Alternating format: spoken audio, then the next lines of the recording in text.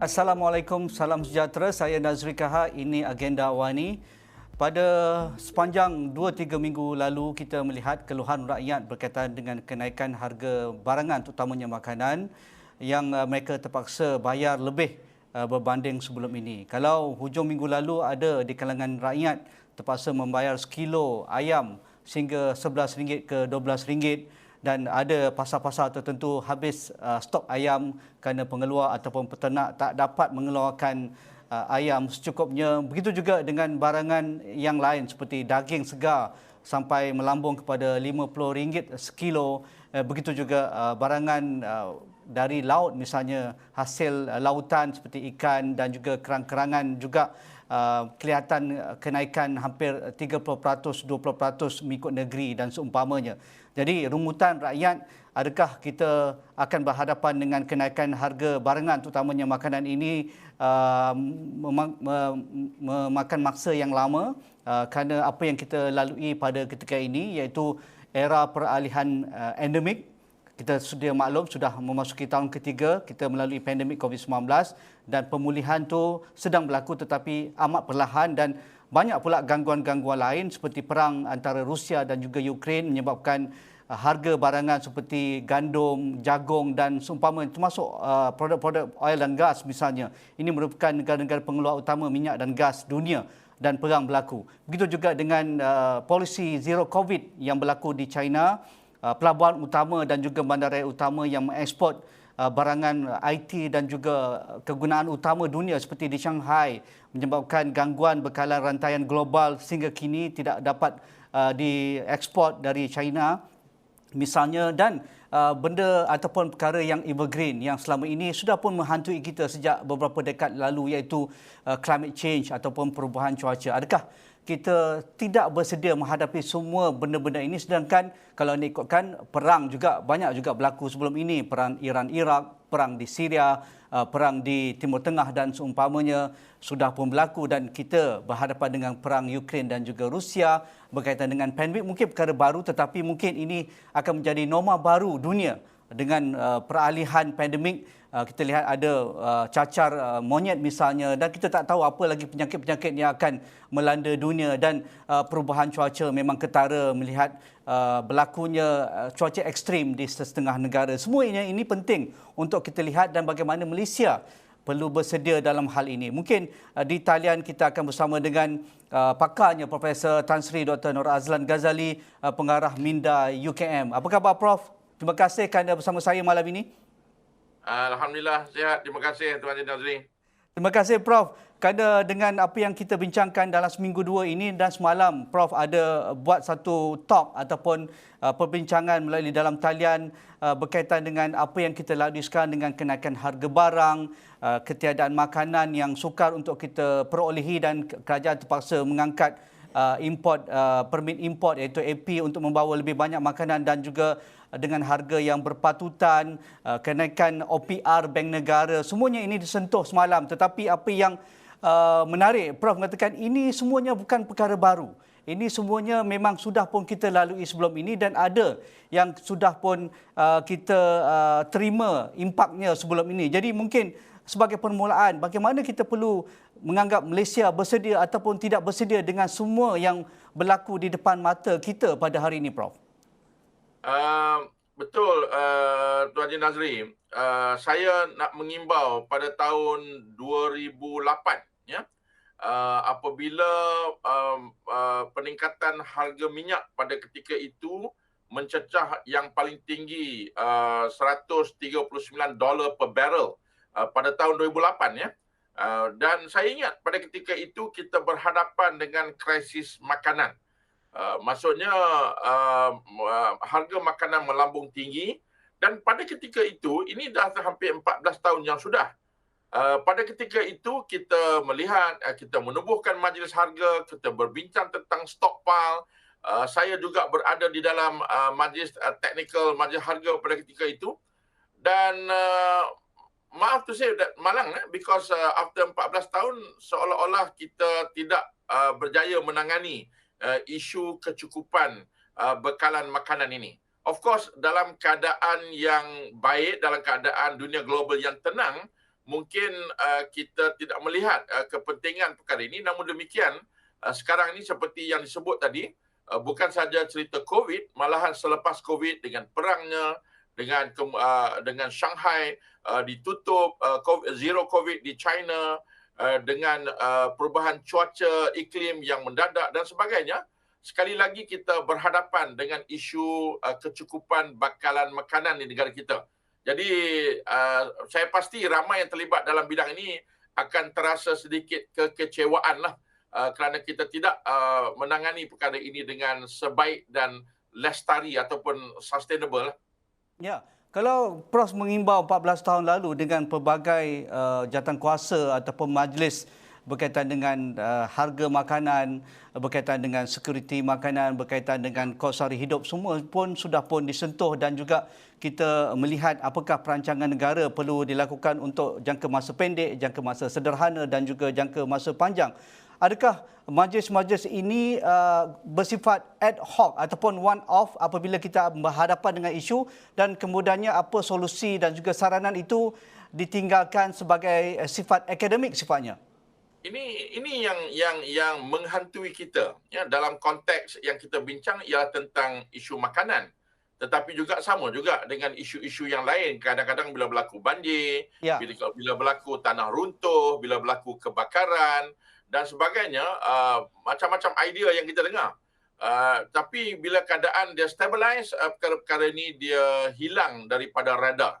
Jadi saya sebenarnya jawatankuasa untuk menangani isu cost of living secara yang lebih luas. Ya. Hari ini kita kenali sebagai NACOL.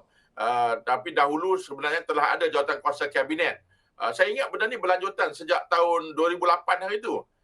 Jadi again, saya juga sependapat dengan Haji Nazri bahawa kita bersifat ad hoc ataupun knee jerk lah. Maksudnya berlaku satu, kita tackle satu, tetapi kemudian kita berhenti dan akhirnya kita berhadapan dengan keadaan sedemikian. Moga-moga kali ini dia lebih jitu, lebih bersungguh-sungguh dan kita menangani isu ini secara sistemik lah. Dia bukan persoalan ayam sahaja sebenarnya. Dia persoalan pendapatan, persoalan pengeluaran, modernization, kebergantungan dan banyak lagi elemen-elemen yang berkaitan. Okay. Tapi ya, silakan Andri. Prof, ini bukan isu domestik. Ini bukan hanya berlaku di negara kita Malaysia. Ini berlaku di semua dunia. Dan sampai kita lihat negara-negara pengekspor juga, mereka terpaksa berjaga-jaga dan mereka lebih mementingkan stockpile simpanan makanan ataupun simpanan negara mereka masing-masing. Misalnya Indonesia bagi pengekspor terbesar minyak kelapa sawit termasuk juga negara kita. Begitu juga di Argentina ataupun Brazil, mereka pengeluar antara besar untuk barangan bersifat gandum ataupun barangan bersifat ternakan seperti ayam dan juga daging segar. Jadi untuk melihat situasi ini dan bagaimana kesiapsiagaan negara kita berhadapan setiap kali ada gangguan bekalan global ataupun gangguan berkaitan seperti perang ataupun kenaikan harga minyak, adakah kita tidak belajar apa yang berlaku banyak kali dalam krisis minyak misalnya, krisis ekonomi, kejatuhan harga komoditi dan sebagainya. Jadi di mana kita perlu bersiap siaga kerana negara-negara kecil seperti Singapura misalnya, negara seperti Israel, seperti Australia dan juga seperti negara Belanda misalnya, mereka sudah jangkakan dunia akan berhadapan dengan hal sebegini yang kita hadapi sekarang. Tetapi mereka bersiap siaga dari semua aspek, bukan bersifat kataupun segera ataupun reaktif sifatnya. Ya, sememangnya sebegitulah harapan kita dan kita perlu melihat beberapa perkara-perkara pokok di dalam ekonomi negara kita, kelangsungan pertumbuhan ekonomi negara kita dan kita seharusnya, bagi saya perlu ada sesuatu yang lebih dedicated lah. Kalau kita ambil contoh hari inilah, contoh yang terdekat mungkin ramai hari ini berbincang tentang harga ayam berikutan dengan mesyuarat kabinet semalam umpamanya. Kita mungkin banyak yang melihat kepada angka self-sufficiency, maksudnya kecukupan. Ya. Dan bila mereka melihat angka ini dah mencapai 113%, Jadi banyak yang kata, kita telah ada 113% self-sufficiency. Jadi mungkin ada yang menganggap, cukuplah, jadi berarti we are good. Tanpa menyedari bahawa the vulnerability. Maksudnya, untuk menghasilkan ayam itu, kita sebenarnya bergantung kepada sumber yang menjadi perkara pokok makanan kepada ayam itu, sumber itu daripada luar negara. Jadi berarti walaupun tahap pengeluaran di hujung telah mencecah lebih pada 100%, tetapi ianya sangat vulnerable. Dan dalam keadaan terutama post-COVID dan juga keadaan dunia global yang agak dinamik, tidak menentu sekarang ni, ini memang satu yang lumrah. Di mana-mana pun bila mana ada berlaku krisis global, terutamanya dalam konteks ketidaktentuan hari ini, pertama yang biasanya yang akan dihalang keluar daripada sebuah negara adalah makanan. Because makanan, you can get computers ataupun laptops keluar daripada negara you, but not food. Jadi berarti ini yang kita hadapi sekarang. Sebenarnya satu ialah post-COVID itu tidak dapat dielakkan.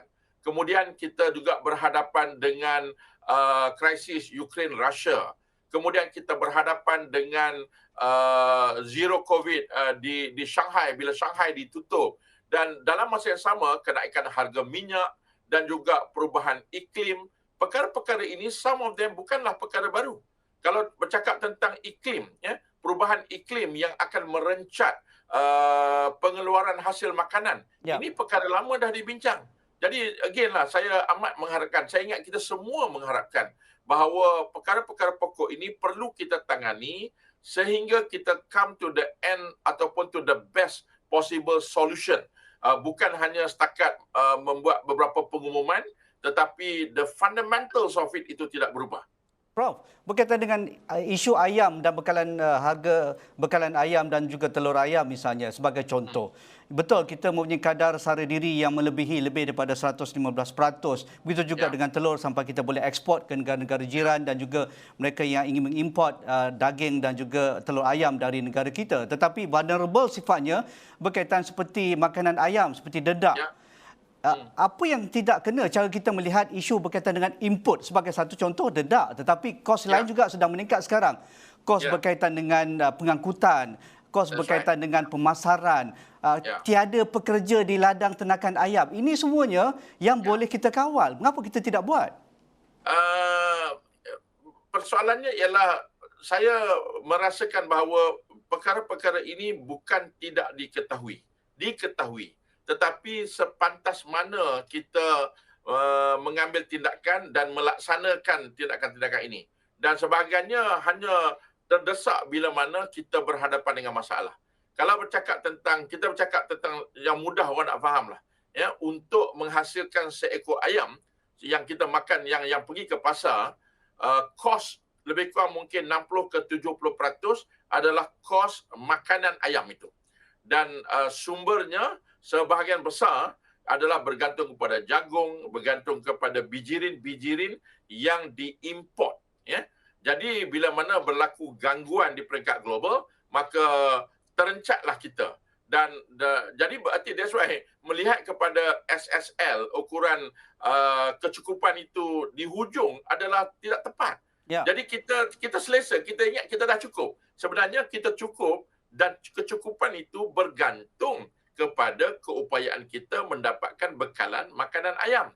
Jadi kalau itu sebenarnya, contoh dalam konteks produk-produk yang lain, seharusnya kita telah memikirkan apakah alternatif sumber yang boleh kita bangunkan. Sebenarnya bila saya berbincang dengan pakar-pakar sains dalam bidang pemakanan haiwan dan sebagainya, mereka mengatakan ada alternatif lain daripada kelapa sawit, daripada sekarang ini dengan what they call that, soldier's flies dan sebagainya.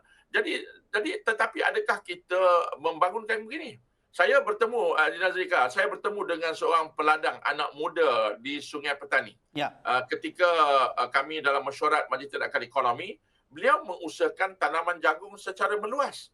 Tetapi dia hanya seorang, kenapa tidak yang lain? Kenapa tidak kita bangunkan? Dan beliau menunjukkan kepada kita secara hakiki bahawa penanaman jagung itu adalah possible.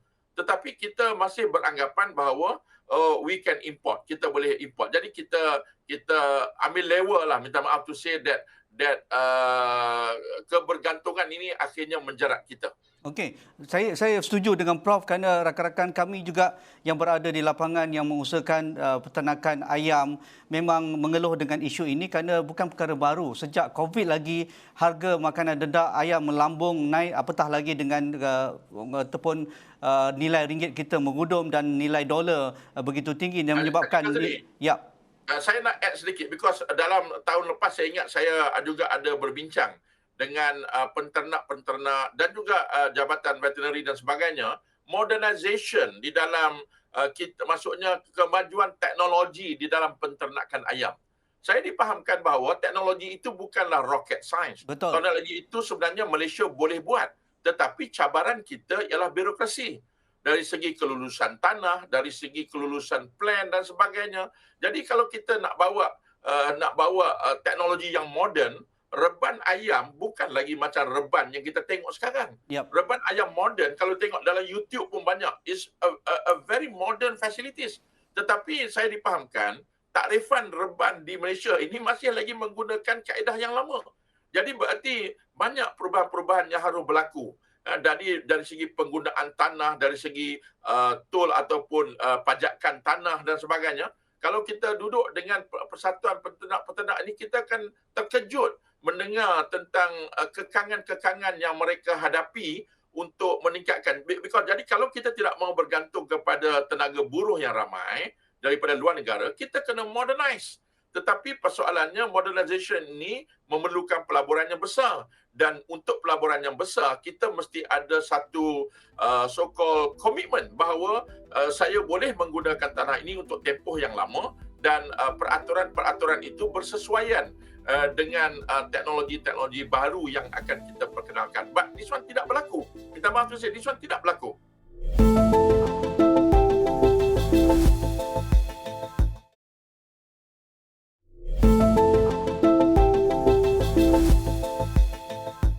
Reaksi peternak dan juga pengusaha usahawan dalam bidang ternakan dan juga pertanian apabila kerajaan memberikan komitmen semalam dengan pengumuman untuk memberikan banyak lagi insentif. Kerajaan juga akan mewujudkan stockpile untuk bekalan ayam dan juga bekalan makanan, menghentikan ekspor buat sementara untuk ayam segar ke luar negara. Semuanya dianggap satu langkah yang tepat pada masanya. Begitu juga dengan penggunaan hasil sawit untuk bekalan dedak makanan yang selama ini kita ekspor tetapi tidak digunakan.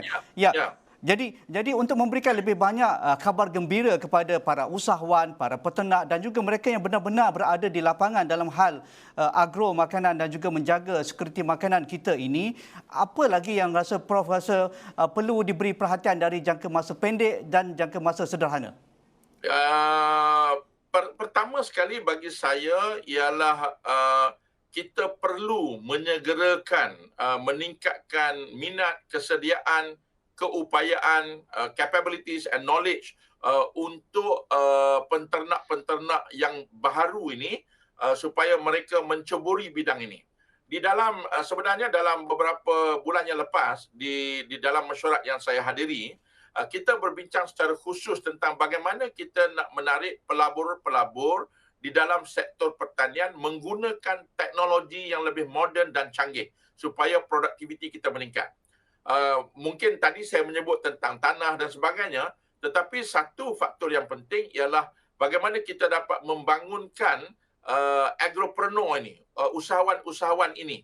Mereka ini harus dilatih dan juga secepat yang mungkin dapat meneruskan ataupun membangunkan ladang-ladang yang baru. Dan di sini perlu ada sokongan yang khusus. Dan kita juga harus melihat bahawa kadang-kadang di Malaysia ni, kita bila bercakap tentang Fourth Industrial Revolution, kita semua akan nampak kilang, kita akan nampak sektor pembuatan. Jarang sekali kita melihat sektor pertanian sebagai tapak utama untuk kita mengaplikasikan teknologi digital. Usaha-usaha yang kecil telah ada, tetapi kita belum melihat ianya dilaksanakan secara bersungguh-sungguh. Jadi berarti penting. Kita kena melihat ini. Satu yang kadang-kadang saya risau ialah Bila cakap tentang pertanian, kita semua akan merujuk kepada MAFI dan Kementerian Pertanian. Tetapi adakah kita melihat ini sebagai satu pelaburan? Jarang kita dengar pelaburan-pelaburan masuk ke negara kita dalam sektor pertanian. Kita bercakap tentang sektor-sektor digital, sektor-sektor yang menghasilkan alatan-alatan canggih, tetapi pelaburan dalam sektor pertanian yang moden itu tidak berlaku. Kita telah ada usaha Tuan Nazri that somewhere in Keluang umpamanya dah makan 15-20 tahun mungkin, dan dan kita tahu bahawa kita tidak berjaya. Tanah itu terbiar dan juga usaha untuk modernisation ini tidak berlaku. Jadi, tapi juga dalam masa yang sama, saya nak sebut sini bahawa kita harus berhati-hati tentang so-called intervention lah. Bahasa yang tepat ni bukan campur tangan yang tidak baik. Niat itu baik untuk membolehkan ayam ini mampu dibeli. Tetapi kaedah dan tindakan yang kita ambil itu, kita harus berhati-hati. Kalau kita lihat, kalau kita, sektor makanan ini adalah sektor yang sangat rapat dengan kerajaan yang memerintah dan juga rakyat. Ya. Kalau kita jual kasut, mungkin tak ada masalah. Siapa pun tak ganggu kita. Kalau kita jual furniture, perabot-perabot, orang tak ganggu kita. Tapi kalau kita terlibat di dalam sektor pemakanan, daripada A sampai Z, biasanya akan adalah agensi-agensi di situ, dan kadang-kala ini juga menjadi kekangan. Kalau kita tengok dalam konteks inilah, bagi saya yang kita kena gerakkan ialah menarik usahawan-usahawan tani dalam sektor peternakan. Jangan kerajaan yang end up lakukan. Ya. Jadi itu satu perkara yang harus dilihat juga tu. Ya, itu juga yang diberikan reaksi segera oleh penternak apabila kerajaan mengatakan satu agensi seperti Nafas misalnya diberikan tumpuan untuk memberikan satu justifikasi stockpile ayam, dan diberikan untuk menggerakkan segala prasarana untuk memastikan bekalan mencukupi. Mendapat reaksi yang negatif apabila saya baca komen-komen mengatakan selama ini pun mereka dah berbilion diberikan pelbagai ruang untuk melakukan intervensi, tetapi kita tahu di mana tahap mereka sekarang. Saya lebih cenderung untuk kerajaan membuka ruang kepada usahawan-usahawan tani. Betul. Yang genuine, yang asli. Yang tulen. Mereka ni mungkin telah ada ladang-ladang kecil. Why not mereka ini yang dijadikan sasaran untuk mempertingkatkan lagi pengeluaran ataupun hasil ternakan ayam ini. Maksudnya memperbesarkan ladang mereka, support mereka dengan teknologi yang because they are on the ground. Jadi we cannot simply assume pertumbuhan ini boleh buat. Itu kita kena berhati-hati itu, kerana dana awam akan berada di situ. Dan juga dalam konteks kita penentuan harga ni yang minta maaf saya nak sentuh sedikit. Saya faham hasrat murni kerajaan adalah untuk membolehkan rakyat secara keseluruhannya dapat membeli makanan yang kita anggap hari ini makanan asas pada harga yang berpatutan. Tapi kita kena ingat, satu rakyat, satu lagi adalah penternak. Kita juga tidak mahu melaksanakan polisi yang menyebabkan penternak itu terjejas. Hari ini dengan penentuan-penentuan harga ini, kadang-kala bila dia berlaku ketetapan, sebagai contohlah, some of this harga ni ditentukan di awal Januari dulu. Betul. Pada masa itu harga perang Ukraine tak berlaku lagi. Jadi hari ini sebenarnya input tu telah meningkat dengan lebih mendadak. Jadi berarti adakah dia ada variation, perubahan-perubahan? Adakah dia mempunyai jadual untuk semakan semula? Ini cabaran kita bila mana kita secara umumnya kerajaan ingin menentukan harga. Saya melihat secara umumnya perkara ini harus berhati-hati. Sebab itu semalam saya sebut tentang harga adil. Adil kepada pembeli dan adil kepada penjual. We need to balance both sides. Jangan kita hanya melihat kepada rakyat secara keseluruhan saja. Itu penting, tetapi mesti juga adil kepada penternak kerana mereka their cost yang terlibat untuk menternak ayam, dan itu menjadi sumber pendapatan mereka, sara hidup mereka. Jadi penting kita juga memastikan proses yang diperkenalkan ni, kaedah yang diperkenalkan ni dia lancar. Sebagai contohlah, pembayaran subsidi yang diumumkan kepada penternak. Adakah pembayaran ini dapat dibuat dengan pantas? Kalau saya jual ayam kepada orang beli, saya dapat duit terus. Tapi kalau dengan subsidi, saya jual ayam pada harga yang murah, selebihnya itu ditampung oleh kerajaan melalui subsidi. Okay, that's fine. Tetapi persoalannya bila saya boleh dapat subsidi itu? Saya semak dalam website veterinary ya. Saya tengok masih ada dalam tu. Proses itu contohlah nak claim itu dia ada 10 documentation. Bayangkan. Ini kalah nak minta pasport ni. Ya. Dia dengan nombor reban segala-galanya detail. Jadi saya rasa ini walaupun niatnya baik tetapi prosesnya itu harus dipermudahkan dan ini disebut di dalam press statement yang dikeluarkan oleh Yang Amat Berhormat Perdana Menteri semalam. Okey, Prof, kita perlu ada perbincangan susulan kerana kita belum cerita tentang pendapatan selesa. Itu Prof angkat semalam begitu besar. Betul, kita tidak boleh kawal semua, kita tidak boleh bagi subsidi semua dan isu subsidi ini sudah menghantui kita sejak berdekad lamanya nak cakap subsidi bersasar. Haji Nazri, betul. saya nak sebut sedikit saja. Ya, sikit. Tentang subsidi ini, sebenarnya siapa yang kita nak bantu? Betul. Kalau kita nak bantu kumpulan pendapatan rendah, kita telah ada senarai mereka. Kita boleh menggunakan kaedah-kaedah sekarang untuk menyalurkan dana kepada mereka, membantu mereka. Tapi subsidi hari ini sebenarnya harga ayam yang dianggap rendah dengan kontrol price itu termaktub pada semua orang. Betul. Sekali lagi dia jadi macam harga petrol lah. Yang BMW pun dapat harga subsidi juga. Jadi we need to relook at this.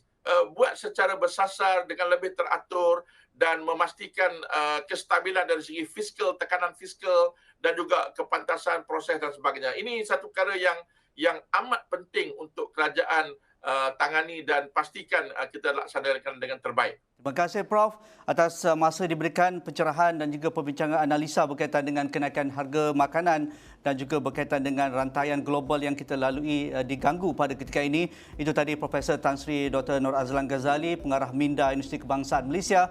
Itu sahaja bersama saya Nazri Kahar pada malam ini. Assalamualaikum, insya-Allah kita jumpa lagi.